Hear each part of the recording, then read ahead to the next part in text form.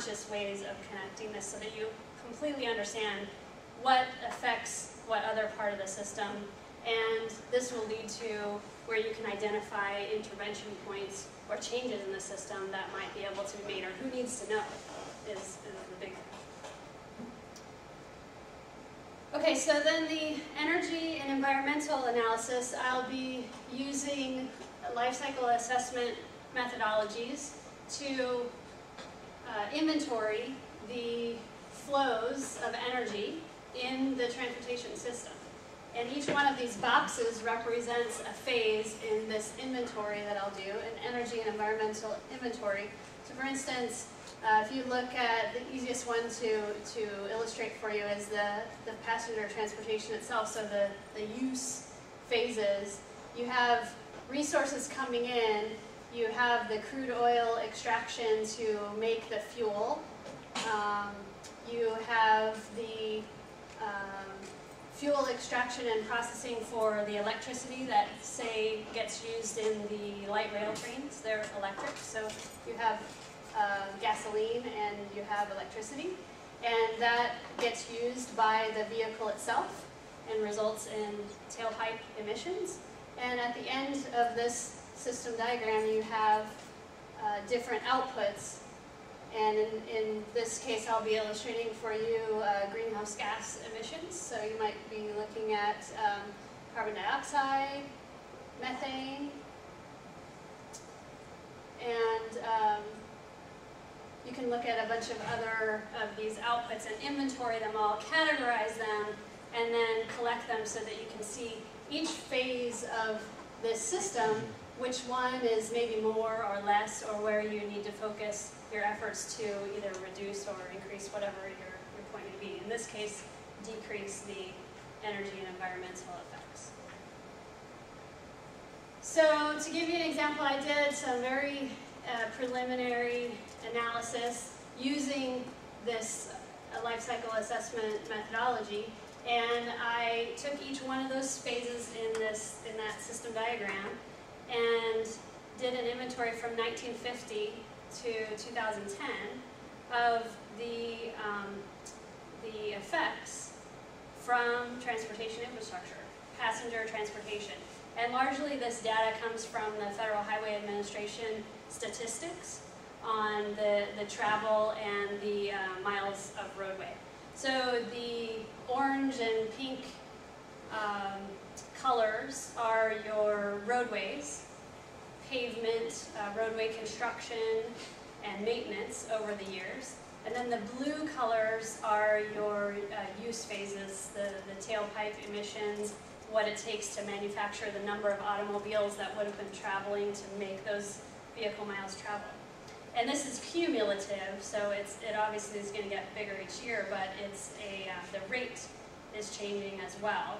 And so you see this sort of exponential growth from 1950 to present of the effects from passenger transportation. So this is what I'll do with a more detailed analysis and more resolution of the data that goes into this model. And I'll take a look at what impacts this is having over time. So to give you an example, this is Thomas Road in 1934 when it was first being paved. That road has been maintained and repaved and so on ever since 1934, and now this is Thomas Road today. Still there, still being maintained, and pretty much no matter what we do in the Metropolitan Planning Organization here in Phoenix, Thomas Road is probably still going to continue to be paved and maintained ad infinitum forever and ever. So there's this level of sunk cost that's historic, but there's also this level of future commitment that represents the path dependence towards the future. So any new section of roadway is going to have that same level of commitment to infinity of maintenance and repaving depending on the schedule. So how are we going to look at breaking path dependence? We know this path is there, and there's some choices that we can make. So what I intend to do is project this path forward and have a business as usual will we continue on with these trends, which is represented by this red line here, projected out to 2035. And again, this is just greenhouse gas emissions for the city of Phoenix from 1950, projected to 2035. And there might be an alternative scenario where we reduce the amount of new roadways that we construct. We don't continue to expand the roadways. We grow Phoenix as it is projected to grow, but we grow it in a more efficient way so that maybe we can realize this green path instead, still increasing because we still have to maintain all the roads that we have now, the infrastructure that we have now. We're not likely to retire major roadways, but maybe we can figure out ways to reduce this cumulative impact over time. So this is what the recommendations that I come up with would be. Certain portions of these bars, for instance, you can see right away that the use phases, the vehicle tailpipe emissions, the automobile manufacturing is a major part of this cumulative effects. And so maybe the solutions that are proposed would be in this automobile use phase, and then maybe the portion of the bar that makes this path get lower might be very minor when it comes to roadway construction, and a lot more focused on automobile use phases or vehicle manufacturing. So to test these concepts and these recommendations for altering the path, I will do a case study analysis, and it'll focus on different variations of light rail here in Phoenix. So the light rail system already exists. I'll take a look at expanding the light rail, and then doing a few things with the transportation and land use effects of the existing light rail to increase the use of it and reduce the effects from making better use of the sunk costs. And so in the end, the expected results would be this historic analysis of what has happened so far and what have we invested, not just financial investment, but environmental investment, if you will, into the existing infrastructure. And this just to illustrate for you, these are my really rough, decadal statistics from the Federal Highway Administration. This is roadway spending increasing, miles of roadway increasing, gasoline consumption increasing. And so will this project forward any differently? But having this basis to go off of is an important first step. And then I'll have this specific inventory of the environmental effects from this vested infrastructure. And then I will tie the inventory, the energy and environmental inventory, together with the institutional analysis to come up with specific strategy recommendations. And each recommendation will be linked through that institutional analysis to the specific actor, the specific regulation, the specific policymaker, or the drivers themselves, whatever it may be, will be directly linked to a person or regulation or a norm in that institutional analysis so that it has context and that it identifies an intervention point of where that strategy should be focused and who needs to have that information, who needs to know.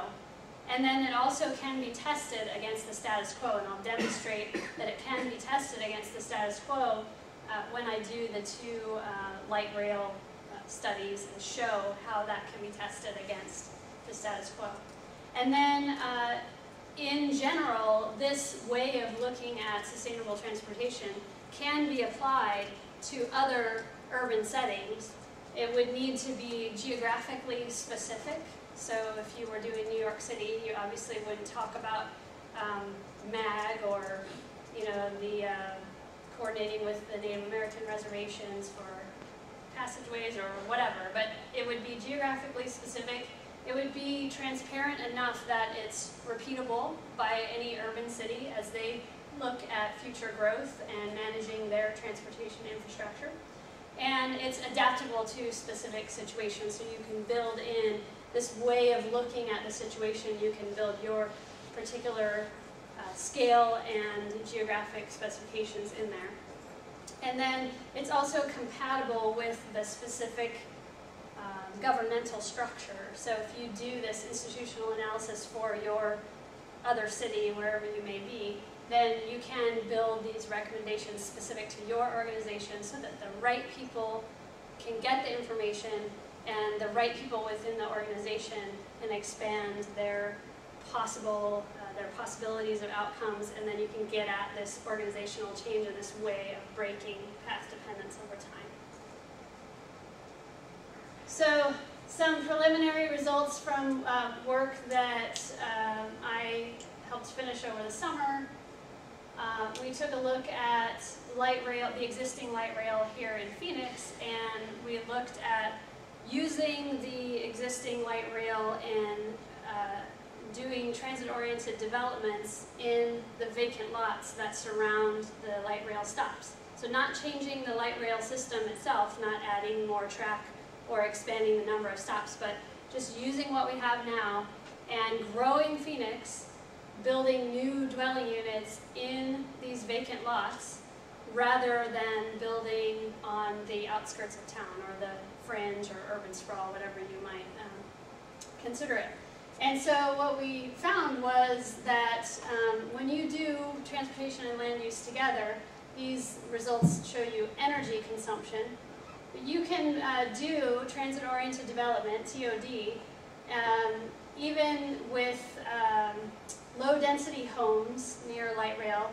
You can save a little bit in total energy consumption. But if you increase the density and you allow higher density, like say apartment complexes in these vacant lots, then you can reduce the building, these red colors are building use. You can reduce the building energy consumption a little bit, but what you realize is the transportation reduction is pretty dramatic. And so by doing a land use change, you get transportation benefits. So if these work together in concert and they're synchronized, then you can get these benefits and grow Phoenix in a more efficient way.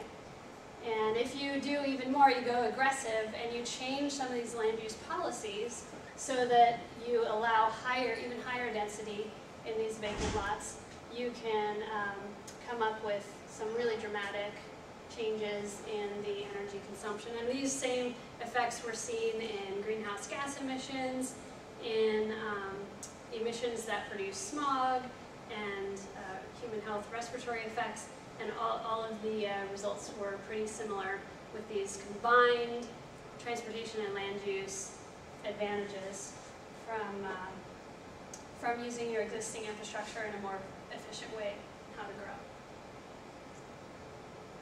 Okay, so that is all that I have for you. If you have any questions, I would be happy to explain something more or talk in detail about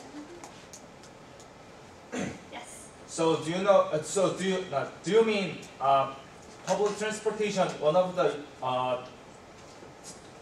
passenger transportation infrastructure?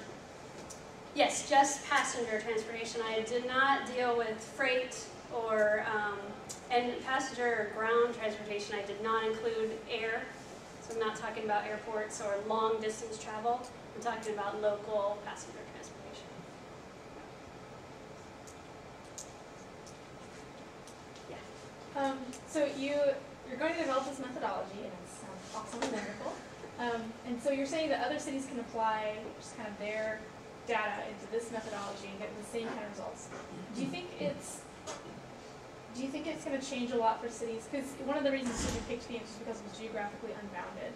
But for cities that are built out like Boston or DC, like one of your examples was building new roads, and they just can't really build new roads because there's nowhere to put new roads. Right. So for cities like that, will the methodology still be able to kind of splits out I think cities? it will, because rather than building new roads, those cities that are, you know, geographically bound are still looking at ways to increase the capacity of the roadway transportation. So it might not be building more roads, but it might be expanding the roads or doing dedicated high capacity lanes.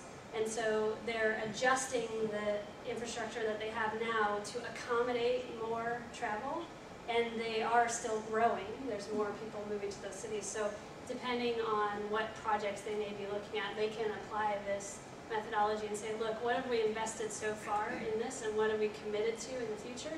If we expand the DC Beltway by one more lane all the way around, are we better served by spending that money on making the purple line on the DC Metro instead, and accommodating that more travel through our metro system?